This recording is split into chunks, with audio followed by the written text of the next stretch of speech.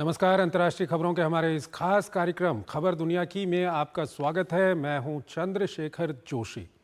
इस कार्यक्रम में हम आपको इस वक्त की सभी बड़ी अंतर्राष्ट्रीय खबरें बताते हैं, साथ ही दो बड़ी खबरों पर अपने विशेषज्ञ मेहमान के साथ चर्चा भी करते हैं। आज हम सीरिया की वर्तमान स्थिति और नेपाल में लोकतंत्र बनाम राजतंत्र की लड़ाई पर चर्चा करेंगे। लेकिन आइए सबसे पहले आपको दिखाते हैं इस वक्त की अंतर्राष्ट्रीय हेडलाइंस।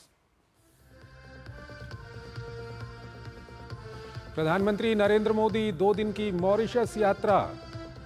57वें राष्ट्रीय दिवस समारोह में होंगे मुख्य अतिथि। दोनों देशों के बीच कई क्षेत्रों में सहयोग को आगे बढ़ाने पर हो सकते हैं समझौते।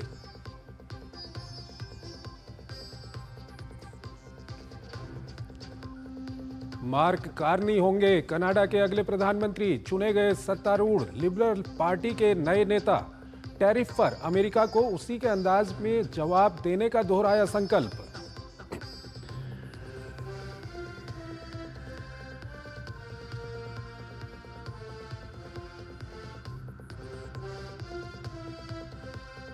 यूक्रेन शांति वार्ता को मिली गति। सऊदी अरब के दौरे पर राष्ट्रपति ज़ेलेंस्की मंगलवार को यूक्रेनी प्रतिनिधिमंडल की अमेरिकी टीम के साथ करेंगे बात। ट्रंप ने वार्ता के सार्थक होने की जताई उम्मीद।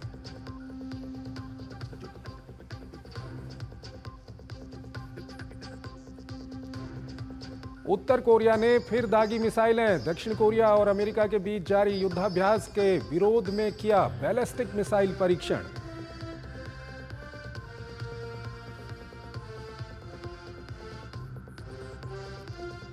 इंग्लैंड के उत्तर पूर्वी तट पर तेल टैंकर और मालवाहक जहाज के बीच टक्कर। भीषण आग में 30 से अधिक लोग हताहत।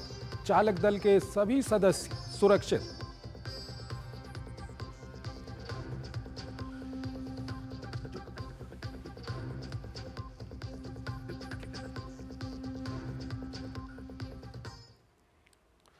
और आइए पहली खबर की ओर आपको लिए चलते हैं। सीरिया में एक बार फिर हिंसा की आग जल उठी है।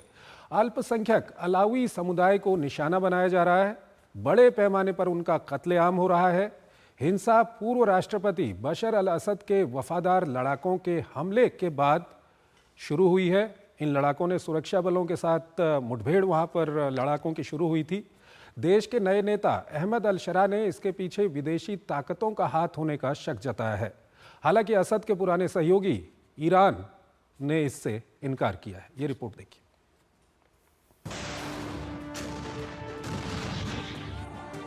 दशकों से गृह युद्ध के शिकार सीरिया में सत्ता तो बदली, लेकिन बदले की सियासत नहीं। जो लोग पहले अर्श पर थे अब वो फर्श पर हैं। पहले सुन्नी मुसलमान भेदभाव का आरोप लगाते थे, अब अल्पसंख्यक शिया समुदाय भीषण उत्पीड़न का शिकार है। देश की सत्ता हथियाने के बाद एसटीएस नेता अहमद अल शरा ने धार्मिक अल्पसंख्यकों की जान माल की सुरक्षा के साथ साथ राष्ट्रीय एकता को बनाए रखने का भरोसा दिया था। इसके बावजूद अल्पसंख्यक नए शासन में खुद को अलग थलग और उपेक्षित महसूस कर रहे हैं। पिछले 4-5 दिनों में अलावी समुदाय के साथ जो कुछ हो रहा है उससे पूरी दुनिया चिंतित हो गई है। सरकारी बलों पर हमले का बदला लेने निकली अल शरा की सेना ने एक पूरे इलाके लताकिया को ही तहस नहस कर दिया है। दरअसल मामला गुरुवार को उस वक्त शुरू हुआ जब लताकिया में पूर्व राष्ट्रपति बशर अल असद के वफादार लड़ाकों ने सुरक्षा बलों पर घात लगाकर हमला बोल दिया। जवाबी कार्रवाई में एसटीएस की सरकार ने असद समर्थकों के खिलाफ मोर्चा खोल दिया। फिर दोषी और आम नागरिकों में बिना भेद किए असद समर्थकों को कुचलने का सिलसिला शुरू हुआ। देखते ही देखते मामला 2 समुदायों की भीषण झड़पों में तब्दील हो गया। अलावी समुदाय को चुन चुन कर निशाना बनाया गया। 4 दिनों में 1000 से ज्यादा लोग इस प्रतिशोध की आग का शिकार हो गए। दावा किया जा रहा है कि अलावी महिलाओं को ढूंढ कर नग्न परेड कराई गई और फिर उन्हें गोली मार दी गई। बशर अल असद का संबंध इसी अलावी समुदाय से है। इस बीच सीरियाई रक्षा मंत्रालय ने असद के वफादारों के खिलाफ अभियान को पूरा कर लिए जाने की घोषणा की है। मंत्रालय ने कहा है कि स्थिति को जल्द से जल्द पटरी पर लाने की कोशिश की जा रही है। अल्पसंख्यकों पर हुए अत्याचार की पूरी दुनिया निंदा कर रही है। बढ़ते वैश्विक दबाव के बीच अंतरिम राष्ट्रपति अल शरा ने हिंसक झड़पों के दोषियों को कड़ी से कड़ी सजा दिए जाने का भरोसा दिया है। हिंसा की घटना की जांच के लिए एक फैक्ट फाइंडिंग टीम के अलावा एक उच्च समिति के गठन की घोषणा की गई है। दमिश्क की सरकार का पूरे सीरिया पर नियंत्रण नहीं है। अलग अलग गुटों का विभिन्न क्षेत्रों में गढ़ है, जिन्हें विभिन्न देशों का समर्थन प्राप्त है। उत्तर और पूर्वी क्षेत्र में कुर्द समुदाय का नियंत्रण है, जहां इनकी स्वायत्त सरकार है। तुर्की अमेरिका द्वारा समर्थित कुर्दों के खिलाफ लड़ रहा है। कुर्द कमांडर ताज़ा हिंसा के पीछे तुर्की का हाथ होना मानते हैं। और इस खबर पर बात करने के लिए हमारे साथ जुड़ रहे हैं पूर्व एम्बेसडर एसआर तायल, विदेशी मामलों के जानकार हैं। तायल साहब, बहुत बहुत स्वागत है आपका हमारे इस कार्यक्रम में। पहला सवाल आपके सामने हम यही रखना चाहेंगे कि सीरिया में जिस तरह की हिंसा पिछले 2-3 दिन में देखी गई है, असद के समर्थकों और जो वर्तमान सरकार है उसकी सेना के बीच में, और इस सब के बीच खबर ये भी है कि उस इलाके से कई सारे लोग भाग गए हैं, इलाके को छोड़ करके लेबनान की सीमा में वो घुस गए हैं, लेबनान में घुस गए हैं। किस तरह से देखते हैं जो हालात वहाँ पर बने हुए हैं? मैं समझता हूँ कि बशर अल असद के जाने के बाद जो अहमद अल शरारा ने जो भी अपनी गवर्नमेंट बनाई है, सरकार बनाई है, उसका पूरा कंट्रोल पूरे सीरिया पर अभी नहीं है। जैसा कि आपकी रिपोर्ट में भी बताया गया कि कई सारी मिलिशियाज थी, वो सब मिलके उन्होंने एक फौज बनाई है, जिसमें अधिकतर अहमद अल शरारा साहब की इस्लामिस्ट फोर्सेज ही हैं। पर जो एलावाइट्स है वो करीब 12% हैं, कुछ क्रिश्चियंस भी हैं 10% है, और वो जो इस्लामिस्ट आइडियोलॉजी से थोड़ा विपरीत है, विभिन्न है। और ये एक एरिया में जो अलावाइट्स हैं वो कोस्टल एरिया में लटाकिया वगैरह के आसपास है, एक कंसंट्रेटेड है। पर जो समाचार आ रहा है कि शायद पहला हमला उन्हीं की तरफ से, उनकी एक मिलिशिया कुछ लोगों ने बनाई है, जो अलावाइट्स हैं, जो बशर अल असद के समर्थक थे पहले, और कहा military council for the liberation of Syria. मैं समझता हूँ कि ये बहुत ही खतरनाक मूव है, और ये देश को, सीरिया के गृह युद्ध को खत्म नहीं होने देगा। तो अलावाइट्स को और उनके समर्थकों को समझना चाहिए कि अब देश बदल चुका है, और 70% 75% सुन्नी हैं, और अहमद अल शरारा का कोई वक्तव्य ऐसा नहीं आया है जिसमें उन्होंने कोई गलत बात कही हो। उन्होंने हमेशा ये कहा है कि सीरिया के सब नागरिकों को वो साथ लेकर चलना चाहते हैं और पूरे देश को आगे बढ़ाना चाहते हैं। प्रतिशोध की, बदले की भावना से वो आगे नहीं बढ़ रहे हैं। पर जैसा कि आपकी रिपोर्ट में भी कहा, उनका पूरा कंट्रोल जितनी भी मिलिशिया के फोर्सेस हैं जो उनकी फौज में अब हैं, सीरिया की फौज में, उनके ऊपर नहीं है, क्योंकि उन मिलिशियाज की अपनी वफादारी है, अपने लीडर्स हैं जो जिससे वो 15 साल से उनके साथ रहे हैं। तायल साहब, यहाँ पर 2-3 चीज़ें काफ़ी महत्वपूर्ण हो जाती है जी। 2-3 चीज़ें काफ़ी यहाँ पर महत्वपूर्ण हो जाती हैं। एक तो जिस तरह से आपने बताया कि जो वहाँ पर अलावाइट शियाज जो वहाँ पर हैं, उनकी तरफ से ये ऑर्गेनाइजेशन बनाया गया, उनकी तरफ से शुरुआत भी की गई। दूसरी तरफ जो सीरिया की एंटरिम गवर्नमेंट सरकार है, चाहे हम शरा की बात करें या दूसरे अधिकारियों की बात करें, वो कहीं ना कहीं विदेशी ताकतों का हाथ होने की इसमें बात कर रहे हैं। सीधे तौर पर ईरान का नाम नहीं लिया जा रहा है, लेकिन ईरान की ओर कहीं ना कहीं इशारा है। तुर्की की ओर से भी ये कहा गया है कि ईरान वहाँ पर अस्थिरता पैदा करने की कोशिश कर रहा है। तो इसको आप किस तरह से देखते हैं? इसका अभी कोई प्रमाण तो सामने नहीं आया है, पर देखिए, बशर अल असद की सरकार को रूस का समर्थन प्राप्त था, ईरान का समर्थन प्राप्त था, और उसके खिलाफ अमेरिका ने, टर्की ने और सब देशों ने मिलिशियाज को समर्थन किया और वहां पे गृह युद्ध की स्थिति बढ़ाई। तो अगर ईरान ऐसा करता है तो जैसा और देशों ने किया वैसा ही ईरान कर रहा है। तो पर कर रहा है कि नहीं कर रहा है, देखिए वो तो बड़ा मुश्किल है कहना। पर अलावाइट्स को और सीरिया के लोगों को अपना हित खुद समझना चाहिए। अलावाइट्स 10-12% है, उनको अगर लड़ने के रास्ता वो अख्तियार करते हैं तो वो बहुत ही गलत रास्ते पर जा रहे हैं। उन्होंने पिछले 40-50 साल में 70% सुन्नियों के ऊपर पूरा राज्य किया है।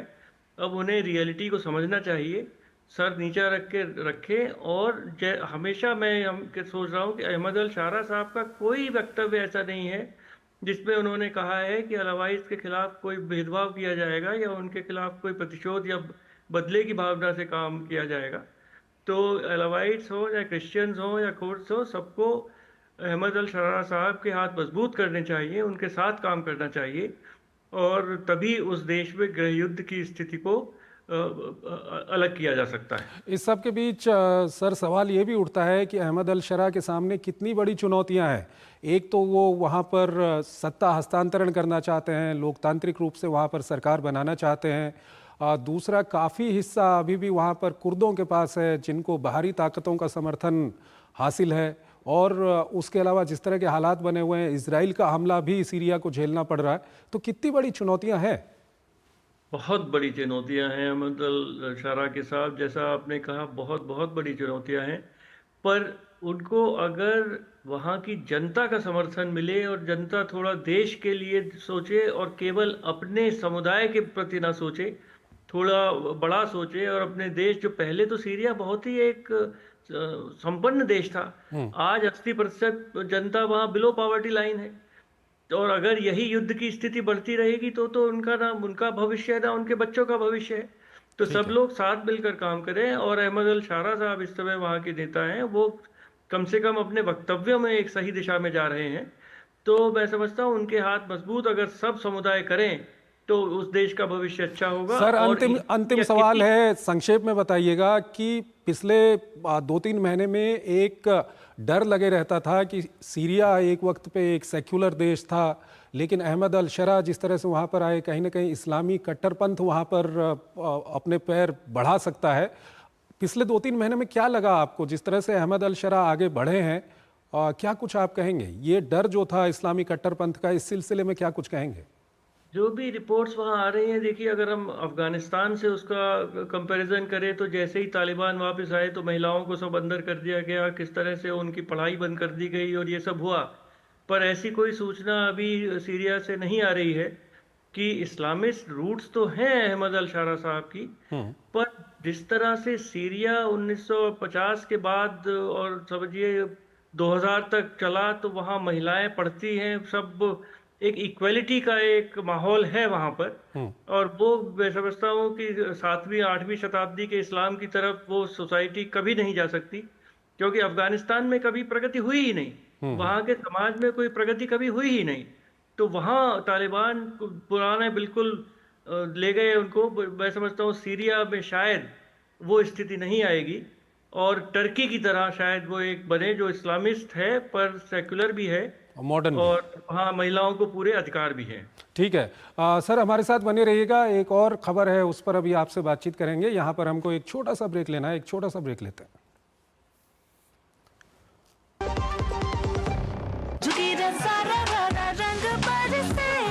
केसर से बनी भुजिया महके जब बेसन निकले तल के, लो स्वाद के फूटे गुब्बारे, सरसों का तेल जो छलके, होली का जश्न मने जब साथ हो, MDH शरबत और ठंडाई का, असली मसाले सच सच MDH। जो लक्ष्य चुना था समझ आने लगा है। GLA यूनिवर्सिटी, उच्च लक्ष्य की निश्चित प्राप्ति। जब धरती चीर कर निकलता है लोहे का पत्थर और मिलता है मोंगिया के जोश से, फिर तपता है, पिघलता है और बनता है फौलाद। अब होता है सरिया सारी खूबियों के साथ। मोंगिया स्टील, मजबूत देश का मजबूत सरिया। गोल्डी मसाले के 100 ग्राम के स्पेशल पैक्स में फ्रेशनेस लॉक है। ऐसे गोल्डी मसाले जहां जाएं रिश्ते बनाएं। स्वागत है आपका ब्रेक के बाद। अगली खबर की ओर आपको लिए चलते हैं। नेपाल में एक बार फिर राजशाही की मांग जोर पकड़ने लगी है। दरअसल पिछले 20 साल में नेपाल में लोकतंत्र पूरा अस्थिरता भरा रहा है। इन 20 सालों में नेपाल में दर्जन भर से ज्यादा प्रधानमंत्री बने हैं, लेकिन नेपाल की जनता को कुछ बड़ा फायदा नहीं हुआ। शायद यही कारण है कि नेपाल में जनता का एक हिस्सा फिर से राजशाही को वापस लाने की मांग कर रहा है। ये रिपोर्ट देखिए। नेपाल में हिंसक संघर्ष के बाद लोकतंत्र तो आया, लेकिन साथ ही सत्ता का तिकड़म, राजनीतिक अस्थिरता और भ्रष्टाचार का दीमक भी साथ ले आया। 17 साल में 13 सरकार देश की सियासी हालत की दिशा और दशा बताने के लिए काफी है। देश को इन्हीं परिस्थितियों से बचाने के लिए नेपाल में एक बार फिर राजशाही की मांग जोर पकड़ने लगी है। पूर्व राजा ज्ञानेन्द्र शाह जब काठमांडू पहुंचे तो महाराज लौटो देश बचाओ के नारे के साथ उनका स्वागत हुआ। ज्ञानेंद्र शाह अब तक नेपाल की राजनीति के बारे में बोलने से बचते रहे हैं, लेकिन हाल के समय में वे अपने समर्थकों के साथ सार्वजनिक रूप से कई बार नजर आए हैं। पिछले कुछ हफ्तों से वह देश का दौरा कर रहे हैं। रविवार को ज्ञानेंद्र शाह जब काठमांडू हवाई अड्डे पर पहुंचे तो उनका प्रजातांत्रिक पार्टी के शीर्ष नेताओं के साथ हजारों लोगों ने उनका स्वागत किया।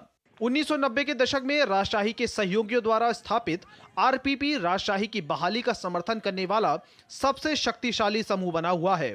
प्रदर्शनकारी राजशाही की वापसी और हिंदू धर्म को राजधर्म के रूप में बहाल करने की मांग कर रहे थे। बताया जा रहा है युवाओं में उन्हें लेकर काफी उत्साह है। उनके कुछ समर्थकों ने प्रधानमंत्री केपी ओली के खिलाफ भी नारे लगाए। हालांकि पिछले दिनों प्रधानमंत्री केपी ओली ने चुनौती देते हुए कहा था कि अगर राजा सत्ता में आना चाहते हैं तो अपनी पार्टी बनाएं और चुनाव लड़ें। नेपाल में 1996 में माओवादियों के नेतृत्व में गृह युद्ध शुरू हुआ। 2001 में राजमहल में तत्कालीन राजा बीरेंद्र वीर विक्रम शाह और उनके पूरे परिवार की हत्या कर दी गई। इस हत्याकांड के बाद ज्ञानेंद्र शाह नेपाल के महाराज घोषित किए गए। 2005 में शाह ने संविधान निलंबित कर संसद को भंग कर दिया था। लोकतंत्र समर्थक और माओवादियों गठजोड़ ने राजशाही को ढहा दिया। 2008 में नेपाल की संसद ने देश में 240 साल से हुकूमत कर रही हिंदू राजशाही को भंग कर दिया। नेपाल लोकतंत्र की राह पर तो चल पड़ा, लेकिन राजनीतिक स्थिरता हिचकोलों से भरी रही। राजनीतिक पार्टियों पर असफल शासन और भ्रष्टाचार का आरोप लगाकर राजशाही की बहाली की मांग कर रहे हैं। हालांकि ज्ञानेंद्र ने अब तक इस पर कोई टिप्पणी नहीं की है। वहीं विशेषज्ञों का मानना है कि निकट भविष्य में ज्ञानेंद्र के सत्ता में लौटने की संभावना अच्छी नहीं है। पूर्व एम्बेसडर एसआर तायल हमारे साथ जुड़े हुए हैं, विदेशी मामलों के जानकार हैं। उनसे हम जानेंगे क्या कुछ नेपाल में चल रहा है। तायल साहब, जो हमारी रिपोर्ट भी है, जिस तरह के हालात कल परसों में वहां पर देखने को मिले नेपाल में, क्या कुछ आपकी पहली प्रतिक्रिया है? देखिए, हमारे दर्शकों को याद होगा 1950 में राजा त्रिभुवन भाग कर आए थे नेपाल से भारतवर्ष और उसके बाद वापस गए थे। तब से नेपाल में प्रजातंत्र के कई प्रयोग हुए कि कितनी सत्ता राजा के पास रहे, कितनी सत्ता चुने हुए प्रतिनिधियों के पास रहे, पर किसी ना किसी तरह से वहाँ अभी तक लोकतंत्र प्रजातंत्र की जो जड़ें हैं वो शायद बहुत मजबूत नहीं है।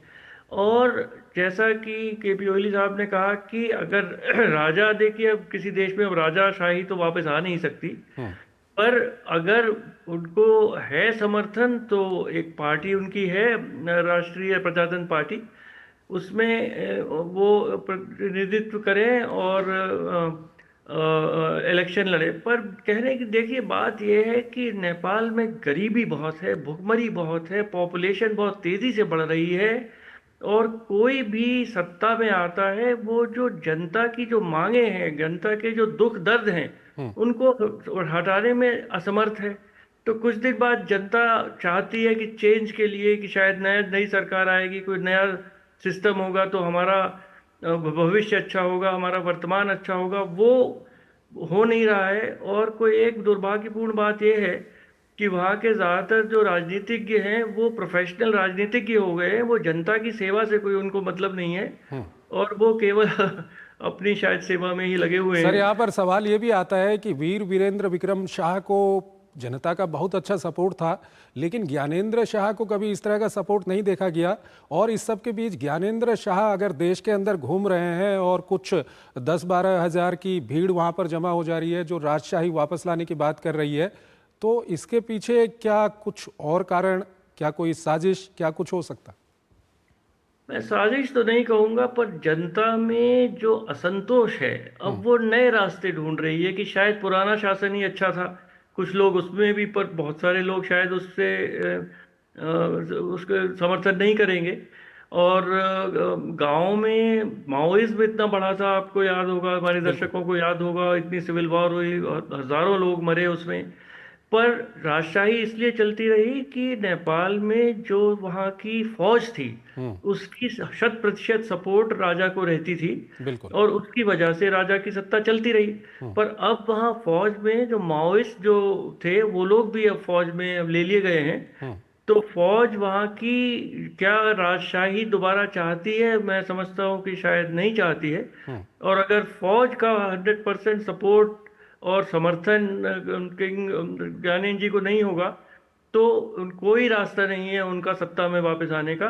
केवल लोकतांत्रिक रास्ता ही उनके सामने है कि राष्ट्रीय प्रजातंत्र पार्टी के वो नेता बने और लड़े चुनाव लड़े। ठीक है, इलेक्शन लड़े। हम तो लोकतंत्र देश है भारत, और भारत चाहेगा कि जो भी जनता चाहे नेपाल की अपनी सरकार चुने, चाहे वो राजा हो रंक हो। ठीक है, बहुत बहुत आपका शुक्रिया सर, आप हमारे इस कार्यक्रम में जुड़े और दोनों ही विषयों पर काफ़ी महत्वपूर्ण अपना विश्लेषण आपने हमारे दर्शकों के सामने रखा। अभी हम आपको आज की कुछ और महत्वपूर्ण अंतर्राष्ट्रीय खबरें बताएंगे, लेकिन उससे पहले एक छोटा सा ब्रेक लेते हैं। केसर से बनी भुजिया महके जब बेसन निकले तल के, लो स्वाद के फूटे गुब्बारे सरसों का तेल जो छलके, होली का जश्न मने जब साथ हो MDH शरबत और ठंडाई का MDH। जो लक्ष्य चुना था समझ आने लगा है। GLA यूनिवर्सिटी, उच्च लक्ष्य की निश्चित प्राप्ति। एक ऐसा तबका जो रिटायरमेंट के बारे में आज भी बिल्कुल नहीं सोचता, वो है औरतें। औरतें कमा के भी वल्नरेबल हैं। सो NPS एक इक्वालिटी ला रहा है, हम सब एक बराबर प्लेटफॉर्म पे हैं। अपने बेहतर कल को सुनिश्चित करने के लिए NPS जरूरी है। गोल्डी मसाले के 100 ग्राम के स्पेशल पैक्स में फ्रेशनेस, लॉक, ऐसे गोल्डी मसाले जहां जाएं रिश्ते बनाएं। स्वागत है आपका ब्रेक के बाद। अंतर्राष्ट्रीय खबरों के इस कार्यक्रम को हम यहीं पर समाप्त करते हैं, लेकिन जाते जाते आपको छोड़ जाते हैं आज की कुछ और प्रमुख अंतर्राष्ट्रीय खबरों के साथ। आप इन खबरों को देखिए और हमारी पूरी टीम को इजाजत दीजिए। नमस्कार। यूक्रेन के राष्ट्रपति जेलेंस्की ने लग्जमबर्ग में एक कार्यक्रम में दावा किया कि यूक्रेन का लगभग 20% क्षेत्र यानी कि लगभग 125,000 वर्ग किलोमीटर का हिस्सा रूस के कब्जे में है। उनके अनुसार डोनबास पूरी तरह से नष्ट हो चुका है, जो कभी यूरोप के सबसे विकसित औद्योगिक केंद्रों में से एक था। विशेषज्ञों का मानना है कि किसी डील की स्थिति में यह हिस्सा यूक्रेन को खोना पड़ सकता है। रूस ने जासूसी के आरोप में मॉस्को स्थित दूतावास से 2 ब्रिटिश राजनयिकों को देश निकाला दे दिया है। दोनों राजनयिकों पर रूसी सरकार को अपने बारे में गलत जानकारी देने का आरोप है। नवंबर 2023 में भी रूस ने 7 ब्रिटिश राजनयिकों पर जासूसी के आरोप में कार्रवाई की थी। इजरायली प्रधानमंत्री नेतन्याहू पिछले साल दिसंबर में भ्रष्टाचार के मुकदमे के फिर से शुरू होने के बाद से सोमवार को 16वीं बार अदालत में पेश हुए। नेतन्याहू के खिलाफ 2019 में भ्रष्टाचार के 3 मामले दर्ज किए गए थे, जिनमें रिश्वतखोरी, धोखाधड़ी और विश्वासघात के आरोप शामिल हैं। उत्तर कोरिया ने पीले सागर की ओर कई बैलिस्टिक मिसाइलें दागी। ये मिसाइलें ऐसे वक्त में दागी गई जब दक्षिण कोरिया और अमेरिका इलाके में फ्रीडम शील्ड नाम से युद्धाभ्यास कर रहे हैं। उत्तर कोरिया ने चेतावनी दी है कि सियोल और वॉशिंगटन को उनके खतरनाक उत्तेजक कृत्य के लिए भयानक कीमत चुकानी पड़ेगी। जर्मनी में हवाई यातायात कर्मचारियों की 1 दिन की हड़ताल के कारण सोमवार को पूरे देश में हवाई यातायात बंद हो गया। हड़ताल से पूरे देश में 13 प्रमुख एयरपोर्ट पर 3400 उड़ानें रद्द कर दी गई। 5 लाख से ज्यादा यात्री इस हड़ताल से प्रभावित हुए। कनाडा और इंग्लैंड के सेंट्रल बैंक के गवर्नर रहे मार्क कार्नी जस्टिन ट्रूडो की जगह जल्द ही कनाडा के प्रधानमंत्री बनेंगे। कार्नी को लिबरल पार्टी का नया नेता चुना गया है। प्रधानमंत्री बनने से पहले उन्होंने अमेरिकी राष्ट्रपति ट्रंप के टैरिफ युद्ध से लड़ने की प्रतिबद्धता जताई और कहा कि कनाडा कभी भी अमेरिका का हिस्सा नहीं होगा। अर्जेंटीना के बंदरगाह शहर bahia Blanca में भारी बारिश के बाद बाढ़ में कई लोगों की मौत के बाद राष्ट्रपति जेवियर माइली ने देश में 3 दिन के राष्ट्रीय शोक की घोषणा की है। इसमें कम से कम 16 लोगों की मौत हो गई है, जबकि कई लोग अभी भी लापता हैं।